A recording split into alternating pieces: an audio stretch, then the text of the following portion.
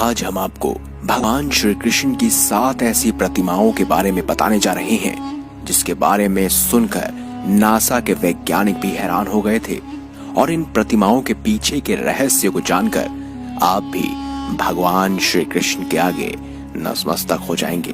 तो चलिए दोस्तों, इस खास वीडियो को अंत तक जरूर देखिएगा क्योंकि आज हम उजागर करने जा रहे हैं भगवान श्री कृष्ण के 7 खास मूर्तियों का रहस्य। वृंदावन वह स्थान है जहां भगवान श्री कृष्ण ने बाल लीलाएं की और अनेक राक्षसों का वध किया।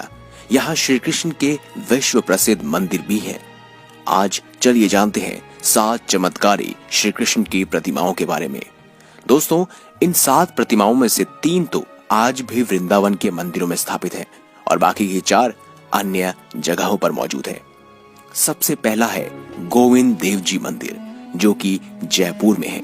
रूप गोस्वामी को श्री कृष्ण की यह मूर्ति वृंदावन के गौमा टीला नामक स्थान में मिली थी, वो भी 1535 वर्ष पहले। उन्होंने उसी स्थान पर छोटी सी कुटिया एक मूर्ति को स्थापित कर दी। इनके बाद रघुनाथ भट्ट गोस्वामी ने गोविंद जी की सेवा पूजा संभाली। उन्हीं के समय में ओमेर नरेश मान सिंह ने गोविंद जी का भव्य मंदिर बनाया।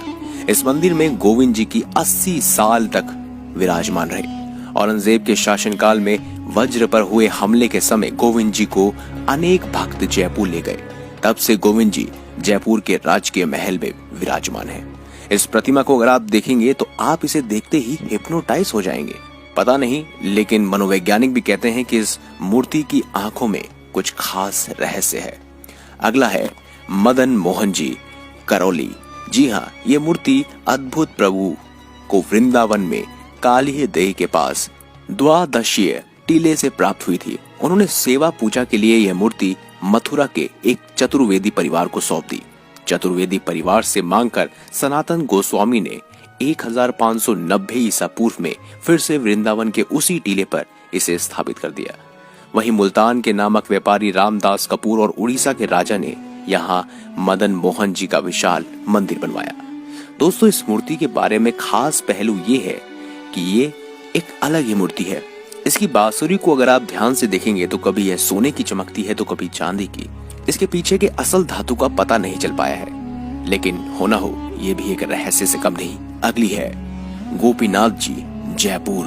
कहते हैं रायसल राजपूतों ने यहाँ मंदिर बनवाया और औरंगजेब के आक्रमण के दौरान इस प्रतिमा को भी जयपुर ले जाया गया था। तब से गोपीनाथ जी वही पुरानी बस्ती में स्थित गोपीनाथ मंदिर में विराजमान है। इस मूर्ति को अगर आप ध्यान से देखेंगे तो इनके कानों के आकार को देखकर आप ये पता नहीं लगा सकते। दोस्तों, ये अपने आप में ही मूर्ति एक अद्भुत मास्टरपीस है। अगली है जुगल किशोर जी पन्ना।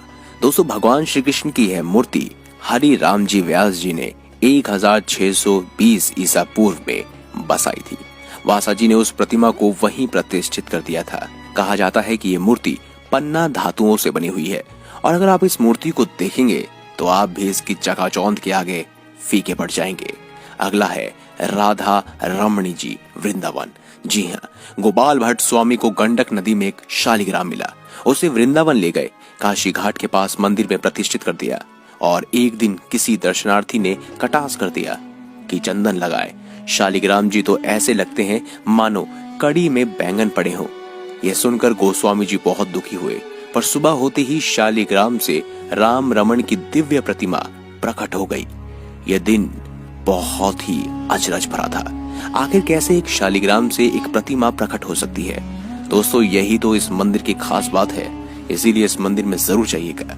अगली है राधा बल्लभ जी, खास मूर्ति वृंदावन की है। दोस्तों, भगवान श्री कृष्ण का यह सुंदर प्रतिमा हित हिरण्यवंशी को दहेज में मिली थी और उनका विवाह देववन से वृंदावन आते समय चट थावल गांव में आत्मदेव ब्राह्मण की बेटी से हुआ। दोस्तों, कहा जाता है कि यहाँ पर लाल पत्थर वाले पुराने मंदिर में राधा बल्लभ जी प्रतिष्ठित हो रखे हैं। शाम के समय आप इस मूर्ति को देखेंगे तो ये लाल रंग से काले में परिवर्तित हो जाती है। अगली है बांके बिहारी जी की मूर्ति, जो कि वृंदावन में है। दोस्तों, ये मूर्ति अपने आप में बहुत ही भावशाली है।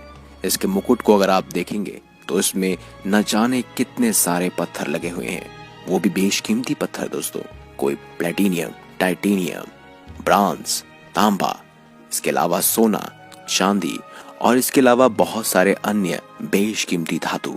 तो दोस्तों, कभी भविष्य में मौका मिले तो इन सभी मूर्तियों को जरूर देखने जाइएगा।